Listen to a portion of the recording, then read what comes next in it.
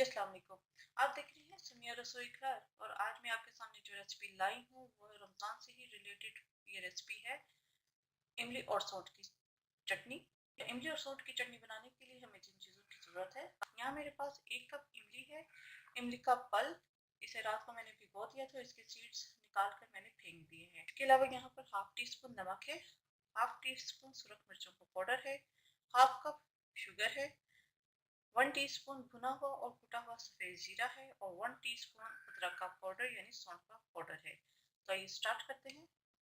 यहाँ पर मैंने एक पैन ले लिया है, इसके अंदर मैं इमली का पल्प डाल दूंगी, साथ थोड़ा सा पानी डाल देंगे, बिल्कुल थोड़ा सा वाटर का, ये चीनी, भुना हुआ कुटा हुआ जीरा, नमक, सूरज मिर्ची, तरह चीज़ें जो हैं वो सारी कंबाइन हो जाए। उसके बाद हम इसके अंदर अदरक का पाउडर यानी सौंठ का पाउडर हम डालेंगे, जिसे मैं पकने के लिए रख देती हूँ 5 से 10 मिनट के लिए।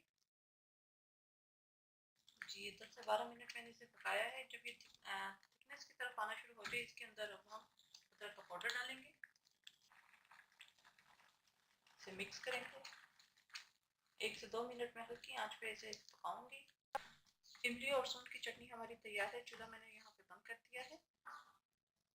ठंडा होने के बाद आप किसी भी एयर टाइट बॉक्स में या जार में आप इसे जो है डाल के रख दीजिए, और जब भी आपको इस्तेमाल करना हो आप इस्तेमाल कर सकते हैं। बहुत ही ज़बरदस्त ये चटनी बनी है। तो आप इन्हें फ्रीज़र में रख दीजिएगा और जब भी आप निकालेंगे तो ये एज इट इज़ ही रहेगी, इसके अंदर बर्फ़ नहीं जमेगी। जी तैयार है मज़ेदार सी इमली और सौंठ की चटनी। उम्मीद है रेसिपी पसंद आई होगी। मेरे चैनल समय रसोई घर को ज़रूर सब्सक्राइब कीजिएगा और साथ जो बेल आइकन है इसे ज़रूर प्रेस कीजिएगा। इस आने वाली हर वीडियो का नोटिफिकेशन आपको मिलता रहेगा। अपनी दुआ में मुझे याद रखिएगा। Thank you for watching. खुदा हाफिज़।